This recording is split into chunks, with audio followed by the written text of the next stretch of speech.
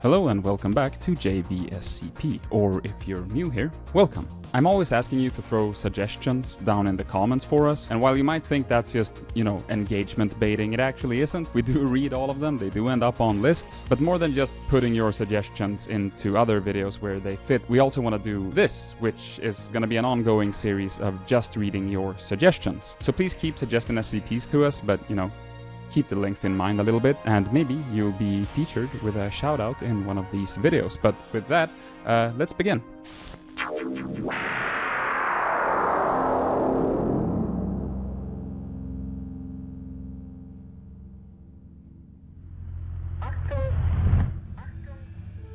SCP-804 by Sorts from the SCP Wiki. Recommended to us here at JVSCP by Cephakaraman 4551. Object Class Keter. Special Containment Procedures. Until such time as SCP-804 is found to be without any mimetic effect, it is to remain in its original location at the former site of Alaska, where exposure to the elements prevents its reactivation. A 30 meter by 30 meter camouflage tarp is to be maintained over SCP-804, and facilities for armed guards and testing are to be maintained 130 meters from its location. Trespassers are to be treated with a Class A amnestic and returned to the nearest town of or terminated at the discretion of on-site security. In the event of SCP-804 being approached or seized by a hostile armed force, Contingency 804-X is to be executed. Description: SCP-804 is the remains of an art installation titled World Without Man, revealed on the of 2000 by the defunct artists group Unelmat Paramasta Mailmasta. What language could that possibly be? Dutch? Oh, it's Finnish. Is it really? You could have told me how to pronounce this, Veeti. According to documentation retrieved and deleted from the artist's website during cleanup procedure, SCP-804 was originally a large, clear globe of the Earth, with several smaller globes and video equipment within. Promotional material on the website implied that the globe was to display images of pastoral wilderness untouched by mankind, contrasted with visuals of abandoned human industry and decaying landmarks. Upon activation before a small audience of prominent environmental activists and artists from the nearby community of SCP-804 began to display its destructive properties. We can only speculate if the device's output was intentional or not, as those involved in its construction perished during the incident or have gone into hiding. While the globes within SCP-804 rotate, all man-made artifacts within approximately 100 meters begins to rapidly deteriorate until completely disintegrated. The effect applies to anything ranging from machinery to buildings, clothing, plastics, synthetic chemical compounds, and any tool more complex than a sharpened stick of wood. The area of effect grows the longer the device is active, with the effect growing even stronger at its source. Human tissue is also affected at a slower rate of decay, causing victims to become emaciated as they lose body mass, leading up to collapse of the skeleton and death, with the body swiftly breaking down into component matter shortly thereafter. Non-human life is completely unaffected. Persons who escape the area of effect experience symptoms similar to prolonged starvation, but can return to full health with proper care. If not for the fact that it is not entirely immune to its own effect, SCP-804 would have had the potential to remove all trace of humanity from the globe in a matter of weeks. Judging from the observed rate of destruction upon original activation versus its current capabilities under testing, SCP-804's capabilities have been impaired by the damage it caused to itself. However, sustained use still presents an extreme threat, especially if the device is somehow refined or repaired. Due to the circumstances in which SCP-804 was secured, it is strongly believed that the device also possesses some form of mental compulsion on those who view it, but testing is still ongoing to determine if that property has also been compromised by the decay of SCP-804 and how it might be contained. See Recovery Log for further information. Recovery Log, SCP-804. Approximately 5 minutes after activation, the effect of SCP-804 reached the nearby community of citizens who were not at the art show initially responded with panic and made several emergency calls.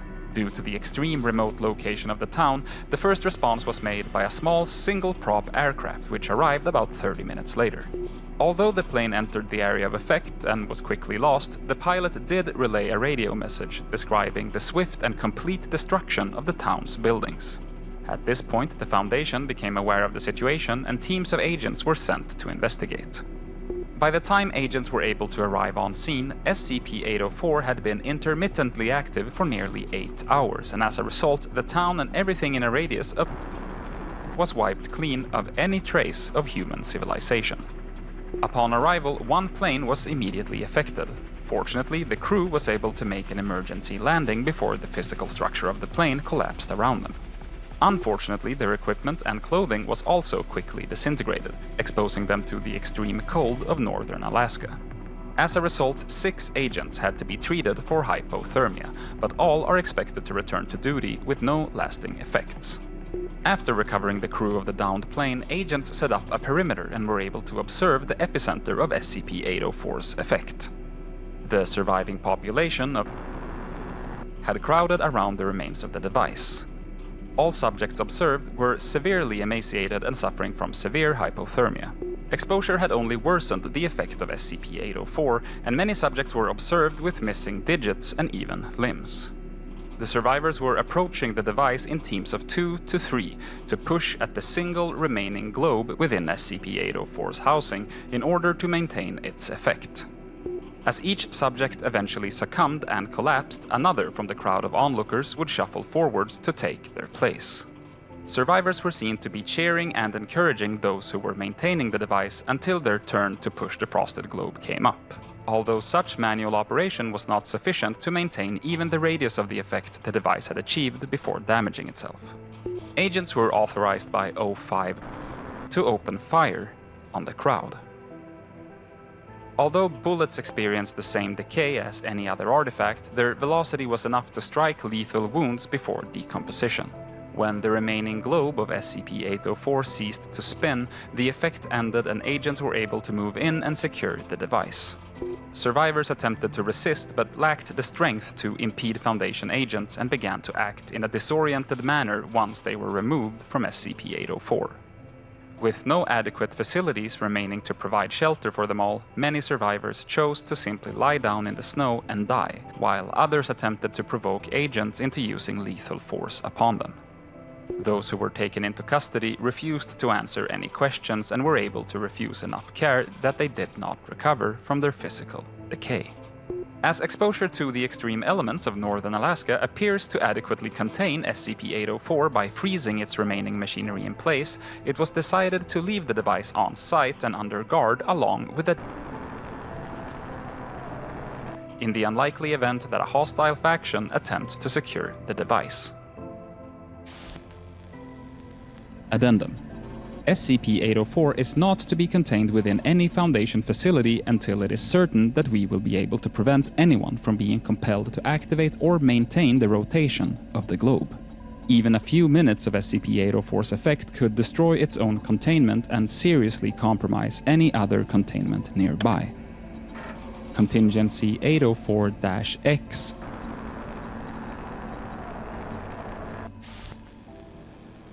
Memetic Research Report. Revised July 2011 by Dr. Johannes Sorts. This is the 3rd annual review of any supernatural memetic component to SCP-804, and we have still not produced any significant results. It's time to put the controversy on SCP-804's memetic properties to rest once and for all. Yes, SCP-804 possesses memetic properties, and yes, those properties were responsible for driving the survivors of its activation event into sacrificing themselves to maintain the device. But there is nothing especially virulent or dangerous about SCP-804's memetic properties. Only a select few personality types outlined in the attached report have any desire to reactivate the device. most notable are the D-class sociopaths, who show similar amusement when presented with a big red button that says "kill everything." We've been looking at this all wrong. There is no magical compulsion that could drive so many people to destroy themselves. There does not need to be. Everything we observed during recovery can be explained by mundane group dynamics and human nature. The device had just wiped away all trace of the work and the lives of a reclusive artist and activist community. The buildings crumbled into dust so fast that people were not even injured in the collapse. And at the center of it all, a world without man turned around and around on its increasingly rickety platform, offering a deadly premise that had been presented to them as an ideal, a cure for the virus known as humanity. So, why did a group of activists throw themselves and their neighbors into the deadly workings of a machine that they thought was going to wipe all human life off of Mother Earth? They simply wanted to do it. Okay, I feel like I always say this, but I like this one. I really like this one. It maybe feels a little, not uninteresting, but maybe a little flat, all the way up until that last monologue, because I think there's something really interesting to that, especially currently since we're reading through There Is No Anti-Memetics Division here on the channel. And there's something really interesting about the idea of something that they consider to be an anti-meme, but as it turns out, it isn't. It's just the result of something incredibly traumatic happening to a big group of people. And I can't help but wish that they would have started exploring that theme a little bit earlier, but it also does really work as like a final twist, I guess. I generally try to abstain from being like too critical. If I don't like something at all, I usually wouldn't say anything. The fact that I do have a couple of like minor criticisms for this one is just an indication that I did actually enjoy it. But another critique I have, I don't know when this came out, so maybe this isn't a fair critique. Let me check. Okay, it's from 2014, so it's not really fair. I was gonna say that a cure for the virus known as humanity feels a little, let's call it cliche, but I feel like that whole kind of meme, you know, nature is healing and all that, was a COVID thing, so this was way before that, so yeah. Overall, I really liked it. Good suggestion, thanks to Sefakaraman 4551, sorry for butchering your name. Let's move on to the next one.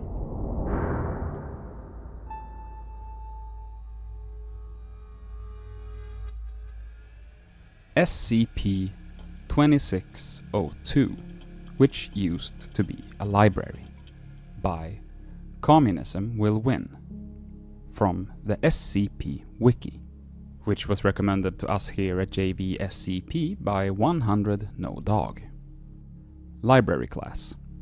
Former. Notice: this file possesses cognito-hazardous properties. While reading this text is not believed to be harmful, comprehension and interpretation of the text will be negatively affected. Please exercise discretion when reading this document. I'll take that into account. Special Containment Procedures. SCP-2602 has been acquired under the cover story that it used to be a library. Large bushes and trees have been planted around the property in order to obscure SCP-2602. Access is denied to non-personnel. Amnestics have been administered to the town in which SCP-2602, a former library, is located. All known online references to SCP-2602 and the fact that it used to be a library have been removed. Filters pertaining to the linguistic markers of SCP-2602's effects have been added to Foundation web crawling software in order to flag text that potentially pertains to SCP-2602 for review. All known physical documentation related to SCP-2602 has been identified and destroyed. Foundation documentation pertaining to SCP-2602 is to be edited as much as possible for readability by personnel with no familiarity with the anomaly. Typically, 40% of all references to the fact that SCP-2602 used to be a library can be removed. Description: SCP-2602 is a building that from the 8th of June 1921 to the 29th of April 1988 was a library. SCP-2602 is located in England and developed its anomalous properties in October of 2004. When communicating any information about 2602, subjects are compelled to make frequent reference to the fact that 2602 used to be a library. The exact wording and nature of these references are mostly determined by the author and context, but always unambiguously communicate this information. Texts referring to SCP-2602 can have these references removed to a limited degree by subjects who have little knowledge about 2602 outside of the fact that it used to be a library. The limited compulsion to allow these references to go unedited has hindered attempts at developing automated processes to remove these references. Any information regarding 2602 is also anomalous. Subjects exposed to communications regarding 2602 will identify the fact that it used to be a library as the primary causal element behind any number of properties of or observations about it. This is proportional to the extent that said information contains references to the fact that SCP-2602 used to be a library. While subjects will develop false beliefs to support these irrational causal linkages, they do not generalize and pose no general risk to cognition. For example, while several subjects have posited that the effects of gravity within SCP-2602 are a result of it having been a library but no longer serving that purpose, they do not hold this belief with regards to other buildings that used to be libraries. Subjects are incapable of communicating directly or otherwise any information pertaining to 2602's use between its time as a library and the development of its anomalous properties. When prompted to do so, they will instead insistently and repeatedly refer to the fact that SCP-2602 used to be a library. Due to this and the fact that SCP-2602 used to be a library, it has been very difficult to determine what, if anything, occurred in SCP-2602 from 1988 to 2004. Addendum 2602-1. Summary of a survey of SCP-2602, which used to be a library, conducted by Agents Roderick and Casey on December 9, 2004. Unreadable segments have been excised entirely. See also SCP-2602 photographic evidence. While SCP-2602's layout is generally appropriate for a former library, it is inconsistent with obtained blueprints from the local government and testimony from past patrons. It is thus assumed that SCP-2602 used to be a library. Most notably, SCP-2602 contains an extensive subterranean component of the kind generally found in former libraries. SCP-2602 experienced extensive fire damage on the same day that it developed anomalous properties. Consultation with actuarial tables has shown little deviation from what is expected of fire damage to former libraries. However, some of the debris exhibited elevated levels of Dewey radiation. Footnote: a type of radiation common to buildings that used to be libraries. It is typically only emitted by damaged library patrons, preventing access to several shrines that were likely used to assist SCP-2602's reading groups when it was a library. A number of advanced book sorting machines were found, though long-term storage in a former library has rendered them inoperable. Restraints used by libraries to hold patrons with overdue books were similarly damaged, apparently violently, by this storage. SCP-2602's hazardous waste pit, whose presence is expected in what used to be a library, was cordoned off. However, in the process, ex-bibliothetic fluctuations in the waste resulted in Agent Casey suffering several major flesh wounds which later proved to be fatal. Notably, SCP-2602 used to be a library. Following this description, we are presented with a sub-page of photographic evidence, so let's check that out. The following photos were tagged for immediate review by a panel of personnel with minimal exposure to SCP-2602, which used to be a library. Image 2602-114, Anthropology Microfiche Section. A collection of anthropological records from a wide variety of cultures is by no means atypical for a former library. Image 2602-116, Microfiche Index. Feelings of intense admiration are a perfectly normal reaction. So interestingly, a perfectly normal reaction there is clickable and leads to another SCP. So let's get back to that in a little bit, but let's finish this first. Image 2602-117, Microfiche Reader. Many former libraries would take measures to preserve sensitive equipment from dust, light, and sentient edible life. Image 2602-121, Fire Exit. Fire exits are often repurposed in former libraries, as are patron bodily fluids. Image 2602-124, Quiet Study Area. Although sleeping is often against policy in active libraries, it's common for former libraries to contain patrons who have nodded off in the quiet areas. Image 2602-132, Compact Shelving. Graffiti from enthusiastic patrons is sadly typical in former libraries, which lack both janitors and carrion feeders.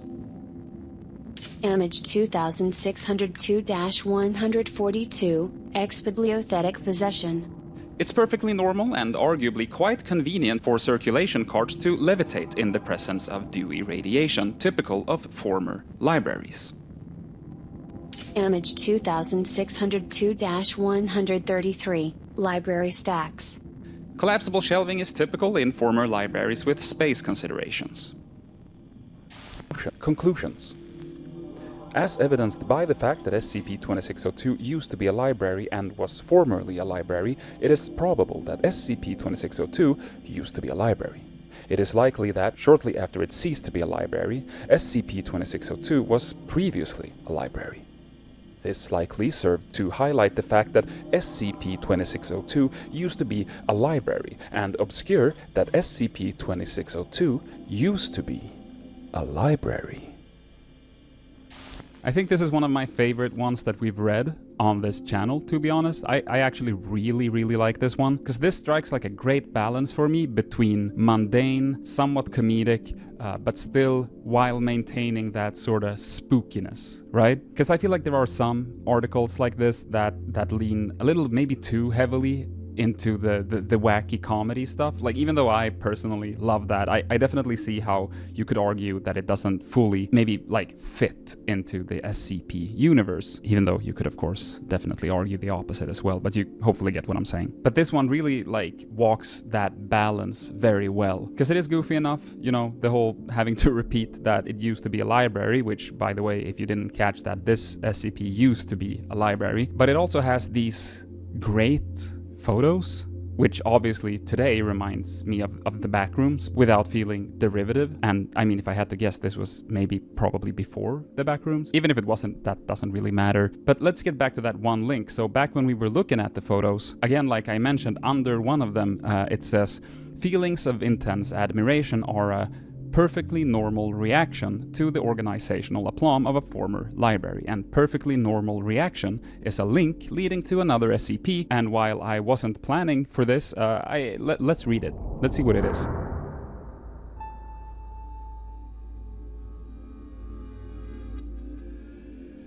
SCP-2140 by Sirpudding from the SCP Wiki. Object Class Thaumiel. SCP-2140-1-D is considered neutralized. Special Containment Procedures.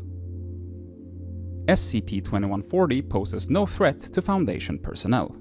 Deployment to counter hostile 2140-1 instances under the conditions of Appendix A is authorized.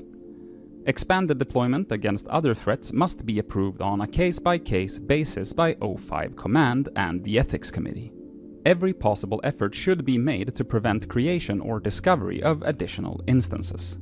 Any person exposed to or possessing significant knowledge, as defined in Appendix C, of any SCP-2140-1 instance is to be terminated, amnesticized, or exposed to SCP-2140 at the discretion of the Strategic Threats Officer. The fragments of the only known copy of 2140-1-D are permanently sealed in secure deep storage at the facilities listed in Appendix E. Okay, all these mentions of appendixes and the fact that I got here by just clicking some random words in another article makes me think that there's some real House of Leaves fanboying going on here. And if you don't know what House of Leaves is, it's a book, you should check it out. Description. SCP-2140 is an image derived through Project Kallinikos from SCP-2140-1-D. -1 instances are alternative versions of the image. All instances depict glyphs in the script. And here the words alternative and versions are both clickable, leading to other articles with images. The word alternative leading to the image that we came here from. So apparently that one library image is a -1 instance of this SCP. While it is possible for persons of any background to view isolated portions, 100% of persons who view a complete 2140, regardless of medium, are loyal Foundation personnel with 2/2140 clearance or higher. These persons invariably have highly corroborated personal histories, with multiple eyewitnesses, known Foundation colleagues, and documentation consistent with this profile. The presence of corroborating physical evidence supports the hypothesis that this is a retroactive alteration to personal history, such that the person will always have been a loyal Foundation employee with appropriate clearance. It is suspected that this anomaly follows a path of least resistance and alters the minimum necessary number of events. Appendix B. No records exist of any experimental test subjects, such as D-class personnel, or any other person lacking appropriate background and clearance viewing the complete image. SCP-2140-1-D was first located at the dig site kilometers west of Uzbekistan. Irregularities in the dig team's reports were noted, and due to the nature of the dig site, a memetic hazard was suspected. MTF-ETA-10, See No Evil, was deployed and faced heavy resistance from the dig team. The researchers and security personnel were later discovered to have been a covert cell within the Foundation dedicated to the retrocreation of and were killed resisting capture. Footnote 1. Ultimately, MTF-ETA-10 suffered 3 casualties as a result of 2140-1-D exposure. Agent Swanson was presumably exposed first and then deliberately affected Agents Kim and Okoro. Subsequently, these 3 agents were discovered to have represented another deep cell, despite originating on 3 separate continents and knowing each other for less than a year, and were killed attempting to access SCP. Following recovery, Project Kallinikos was enacted. The project's separate teams analyzed sections of 2140-1-D in isolation. Their findings were given to the compartmentalized implementation team, which was then able to produce a working prototype of 2140 with 0 exposure to the original. All members of the project, including all personnel exposed to early prototypes, were subsequently exposed to 2140 and amnesticized. There seem to be a lot of other linked articles in various sentences throughout that one, but we can't fall down that rabbit hole right now, so instead let's get to the third and final recommended SCP from one of you.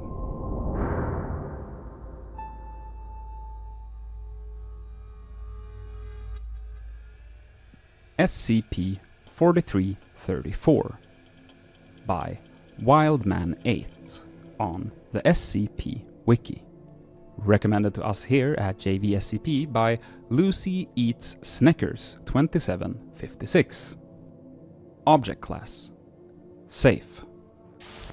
Special Containment Procedures. SCP-4334 is to be indefinitely closed to the public. The former park office, located at the entrance to SCP-4334, has been converted into Provisional Site 133 for the purpose of housing research and security personnel. Security cameras have been stationed around the perimeter of 4334. Site 133 personnel are to administer Class A amnestics to any civilians attempting to trespass within 4334. The Anomalous Communication Scrambling Network, ACSN, is to be utilized in intercepting and deleting messages sent by 4334-1. Description: SCP-4334 designates the 3.4 squared kilometers of forest within Oakwood State Park, Connecticut. SCP-4334 exhibits multiple anomalous properties and phenomena, which began manifesting on 7th of April 2016. The following is a list of observed anomalous features. Approximately 75% of trees within 4334 exhibit wooden growths resembling Type B electrical outlets. These growths are functional and emit between 100 and 127 volts of electricity. The entirety of 4334 emits Wi-Fi signal with no discernible source. The Wi-Fi network is named Nature is Cool and does not require a password to access. At night, music can be heard within 4334 with no discernible source. This music mostly consists of songs that are popular at the time with a heavily amplified bass line. Fireflies can be found within 4334 during the entirety of the year, despite typically requiring temperatures in excess of 15 degrees Celsius to become active. Whenever music is playing within 4334, either by a human or through 4334's previously stated property, these fireflies will form large clusters on tree branches and emit bioluminescence in a synchronized manner in time with the beat of the music. SCP-4334-1 is the email account natureiscool@gmail.com, which I of course will be sending a message to and see if we get a reply. SCP-4334-1 has no known affiliation with the former Oakwood State Park staff or the Connecticut Department of Forestry and Conservation. -1 sends monthly emails to every individual under the age of 18 within a 5-kilometer radius of 4334. These messages detail multiple characteristics of 4334, both anomalous and otherwise, and appear to be attempts to garner interest in 4334 within the recipient population. This behavior has continued even after the enactment of 4334's containment procedures. It is thus presumed that the entity behind -1 is unaware of Foundation interference. Addendum 4334-1 Discovery. SCP-4334 was discovered on 10th of April 2016 by Foundation personnel planted within the National Park Service. In the months following the enactment of containment procedures, several adolescent civilians attempted to enter 4334. Upon questioning, each individual displayed partial knowledge of 4334's anomalous properties and cited emails they had received as the source of the information. This led to the discovery of 4334-1. All civilians were treated with Class A amnestics and released. Addendum 4334-2 Notable SCP-4334-1 transcripts. The following is a partial list of emails sent by -1. Please see Supplemental Document 4334-A for a full list of all archived emails. Date 7th of April 2016. Information of note. First known email sent by -1. Message was sent at the same time that 4334's first anomalous properties formed. Hey kids! Looking for a hip new crib for you and your squad? Why don't you come on down to Oakwood State Park? This isn't your average everyday forest. This forest is with the times. There are new state-of-the-art all-natural power outlets, so your phone will never die, and neither will the fun. Not to mention free Wi-Fi. So what are you waiting for? The forest of the future is here. #Nature is cool. Date 16th of March 2017. Information of note. Email was sent following the discovery of music and anomalous firefly behavior within 4334. What's good in the hood, my dudes? Oakwood State Park just underwent a major revamp. That's right, all the hottest new tunes are now here every night for you to get jiggy with. Not only that, the fireflies will join in too, making every night in the woods into an epic rave. This forest is more lit than any club scene around, so what are you waiting for? Come on down to Oakwood State Park and get turned. #lit, #epic, #nature is cool. Date 21st of August 2018. Information of note. Most recent email sent by -1. You know what? Fuck all of you. You kids are everything that's wrong with the world today. Children like you used to play in me all the time, wading around in creeks, climbing trees, wholesome forest stuff, but no, your generation is too good for that. Everything's gotta be all flashy and digital, and I've gotta bust my ass to try to be hip. Did you know that fireflies usually only come out in the summer? Do you know how hard it was to get mine to stick around all year? And even after all the effort I've put in, you still won't even show up. Well, screw it. I quit. Enjoy your vapes or whatever the fuck you're all into nowadays. I'm done. Update. Following 21st of August 2018. -1 has ceased activity. Furthermore, exploration of 4334 following this date has revealed no evidence of continuing anomalous phenomena. Proposals to reclassify 4334 as neutralized are currently pending review. Damn, y'all are really recommending some fucking bangers. I like this one as well. This was great. I did send an email hoping for, some sort of automated reply, but unfortunately I didn't get anything. Let me double check. In the spam folder. No, nothing. Which does make sense for the narrative, since it has apparently ceased all communications. But I must say that it is a little bit of a missed opportunity as far as I'm concerned. I think that would have been a really cool little extra addition to this entry. But that being said, this was 3 SCPs recommended by you, the viewers, and we want to do a bunch more of these. Sometimes we'll do it without a theme, and sometimes we'll ask for something specific. In the comments of this one, you can drop either of them, so if you just have any random recommendations for your favorite entries, preferably not super long, then please leave them in the comments below. However, if you want to make me extra happy, both this entry with the email address and the one previous to that about the library, which linked to the other one, kinda awakened the urge for more sorta ARG-like entries. Anything that has supplementary media that you can access, or where you can kind of fall down supplemental rabbit holes, is the kind of stuff I'd love to see. So if you know any entries like that, I would highly appreciate if you put that down in the comments. Just make sure that you put, at the start of your comment, maybe just general recommendation, or let's just call it ARG recommendation, so that we can kind of easily scan through and know which is which. But yeah, that's the end of this video. Goddamn good recommendations. I really enjoyed these. If you want to support us and help us out, head over to our Patreon or become a YouTube member. We would really appreciate that. On screen right now, you can see our current patrons and YouTube members, to which we want to give an extra huge warm digital embrace. But that should be all for today. Thank you so much for watching. Hope to catch you in the next one.